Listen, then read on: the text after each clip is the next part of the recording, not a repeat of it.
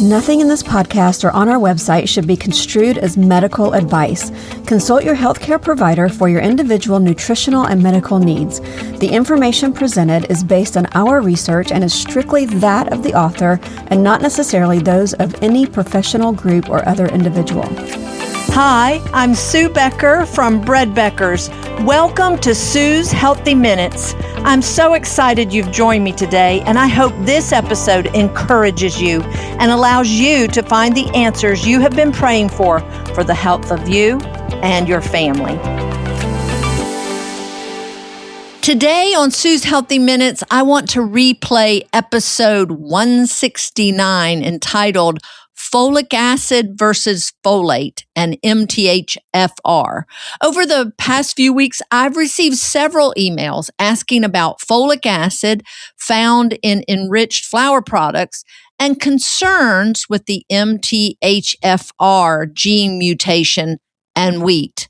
Unfortunately, some are being told to avoid all wheat, not just enriched flour, but wheat itself, as many health professionals do not differentiate between real whole grain wheat and the enriched flour products in the store, when in fact, there is a big difference. After reading so many positive comments on this past episode from grateful MTHFR listeners who have found food freedom with freshly milled flour, I decided a replay may be in order.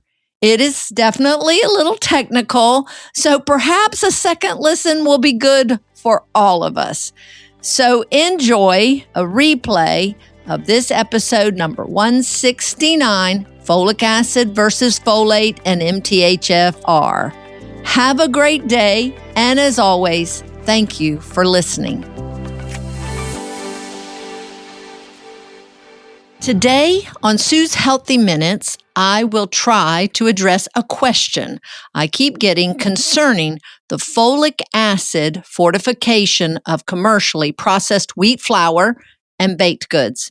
It has certainly caught my attention in the past 5 to 6 years as more and more information and studies are circulating on the idea that too much folic acid intake through supplementation and the commercially fortified bread and flour products may actually be causing more harm than good.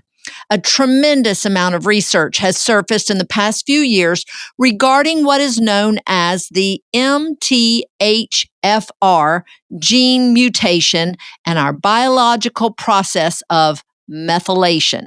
Now, hang with me here. I don't want to lose you, but we are going to have to get a little technical. This gene mutation is becoming more commonly known and is linked to our body's decreased ability to detoxify and even seems to be connected to such chronic health conditions as Hashimoto's and hypothyroidism, blood clots, infertility, depression, birth defects, Alzheimer's, and even certain cancers. I want to say that when I first started working on this podcast episode to address the subject of MTHFR, I thought it would be a short episode with the facts I currently knew. But as I have continued in my research on MTHFR, it has taken me down a biochemical rabbit trail that led to more and more study. So today I will try to share a few of the facts I have uncovered as simply as I can. First, let's start with the basics. What is this MTHFR gene mutation and what has caused this increase in awareness? MTHFR stands for an enzyme known as methylene tetrahydrofolate reductase. Let's say that again. MTHFR stands for an enzyme known as methylene tetrahydrofolate reductase, which works as a catalyst for many important biochemical reactions in our body. It converts vitamin B9, known as folate, into methylfolate, the active form of folate, which is essential for a process called methylation. every single cell and tissue in our body experiences methylation. So now you may be asking, what is methylation and why is it important? Methylation in our body is a simple biochemical process that transfers 4 atoms, 1 carbon and 3 hydrogens, or a CH3 compound known as a methyl group, from one substance to another. The addition of these methyl groups to a substance can greatly affect how they act in the body. When optimal methylation occurs, it has a significant positive impact on many biochemical reactions in the body that support the cardiovascular, neurological, reproductive, and detoxification systems that can greatly affect our liver function and detoxification ability, estrogen metabolism, fat metabolism, cellular energy, histamine reactions, eye health, DNA production, neurotransmitter production, and more. Suffice it to say, methylation, or lack thereof, can affect nearly every healthy function in our bodies. We are truly fearfully and wonderfully made with complex and intricate switches, if you will, that can turn biological processes on or off and that keep the body operating properly. Well, one such switch is this methylation process. CH3, or this methyl group, is provided to the body through a universal methyl donor known as SAMe. SAMe stands for adenosyl methionine. SAMe is a molecule found naturally in our body, but must be manufactured from the amino acid methionine. While there is no direct food source for SAMe, methionine is an important amino acid that can be found in foods such as whole grains, nuts, meat, eggs, and dairy. In 1950, SAMe was discovered and found to be an important contributor to key functions in every living cell, and absolutely necessary for methylation to occur. So how does methylation happen? As the universal donor of the methyl group, CH3, SAMe freely gives away its methyl group to other substances in the body, which enable the cardiovascular system, neurological, reproductive, and detoxification systems to function properly. So, how does this relate to folate? The system that produces SAMe is dependent on one switch being turned on by the critical B vitamin, none other than active folate or methylfolate, also known as 5-MTHF. If enough 5-MTHF is present, the methylation cycle will work efficiently. Okay, so where am I going with this? Folate is the naturally occurring water-soluble form of vitamin B9 found in whole foods such as whole grains and beans, nuts, seeds, green leafy vegetables, and fresh fruits. A diet high in folate can reduce the risk of common diseases and seems to be directly related to reducing the incidence of certain birth defects, especially spine and brain development and neural tube defects. Folic acid, on the other hand, is the synthetic form of folate that is found in enriched flour products and many multivitamin supplements. With the invention of the steel rolling mills and the removal of the bran and germ portions of the wheat kernel from commercially processed white flour, we lost a very reliable food source of bioavailable folate. Enrichment of the flour in 1948 did not include a mandate for the addition of folate. It would take until 1998 in response to a rising incidence of neural tube birth defects for commercially processed refined flour to be fortified with folic acid, the synthetic form of folate. According to the CDC, this enrichment did indeed result in a reduction of neural tube defects, which is a good thing. But no one knew what the long-term effects might be. Natural folates are broken down in the small intestines and converted to methylfolate, the bioactive form the body can use. Research is finding, however, that synthetic folate must be metabolized in the liver.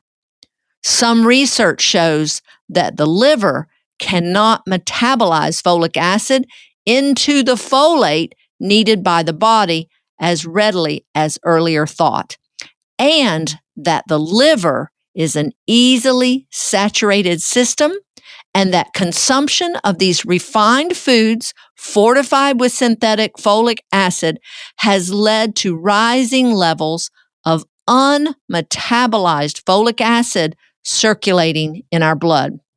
Since methylfolate is the switch that turns on the conversion of the amino acid cysteine to the amino acid methionine, which is then used to form SAMe, synthetic folic acid is causing a kink in a very important biological set of chain reactions. So now let's go back to our original topic. What is MTHFR? MTHFR stands for methylene tetrahydrofolate reductase, an enzyme that works as a catalyst for important biochemical reactions in our body. It converts vitamin B9, folate, into methylfolate, which is essential for a process called methylation. And like stated before, every single cell and tissue in your body experiences methylation. The MTHFR gene provides the body with instructions for making this MTHFR enzyme. But what happens if a gene mutation has occurred? There are two main MTHFR mutations. These mutations can occur on different locations of these genes and can be inherited from one or both parents.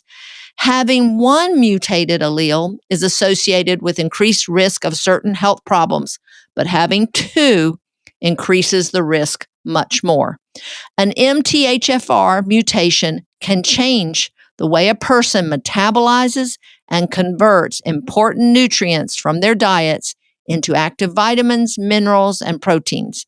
In some cases, changes in how this enzyme works can affect cholesterol levels, brain function, digestion, endocrine function, and more. It is now being discovered that about 30 to 50% of all people carry at least one mutation in this gene, which greatly limits the production of the MTHFR enzyme, which in turn greatly inhibits the conversion of folate into the active form methylfolate. But an MTHFR mutation can affect people differently. While some with the MTHFR gene mutation notice no symptoms, it is estimated that of the people that do carry the mutation, about 14 to 20% have severe effects that impact overall health more drastically. People with this mutation tend to develop certain diseases, including ADHD, Alzheimer, atherosclerosis, autoimmune disorders, and autism more often than those without the mutation. To date, there have been dozens of different health conditions tied to this MTHFR mutation. So, what does this mean for us who mill our own flour, especially wheat? The good news is that while the commercially processed bread must be absolutely avoided by those with the MTHFR gene mutation, real bread made from freshly milled flour can be eaten with no adverse effects. Why? Because wheat is one of the richest grain sources of natural folate that can easily be converted to methylfolate even with the gene mutation. This should make everyone with the MTHFR gene mutation who has had to give up bread rejoice. The sad news, however, is that wheat, bread, and even gluten continue to be blamed for many health issues when in fact, it could actually be the commercially processed flour that is devoid of many nutrients and fiber that God intended to be provided by whole grains, and that the synthetic vitamins used to enrich the flour cannot perform the task they are designed to perform. And this enrichment of commercially processed foods may actually be creating new health issues and causing more harm than good. While it is claimed that the enrichment of commercially processed white flour with synthetic folic acid has indeed lowered the incidence of neural tube birth defects, perhaps eating real bread from freshly milled flour in its whole unenriched form with all the goodness of natural folate might be a better solution. Years ago, when we had our real bread laboratory tested, one slice provided 10% of the natural folate daily recommendation. One slice. So, as the verse from Isaiah 55:2 asks, why do you spend your money for that which is not bread, and your earnings for what does not satisfy? We can gladly answer, I don't. And I won't. Only real bread is the staff of life for me. I know I covered a lot of technical information that might be slightly hard to follow at times, but it's worth the understanding as the topic is being brought up more and more in many circles of conversation. Now, you can share the truth with those who have concerns. Real bread, providing all the natural folate your body needs, is the answer. Until next time, this is Sue Becker from Bread Beckers with Sue's Healthy Minutes.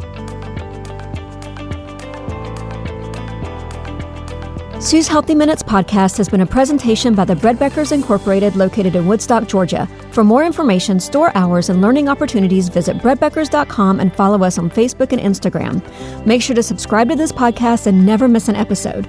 Share this with 2 friends who would benefit from this information, and be sure to join us again next week for more of Sue's Healthy Minutes.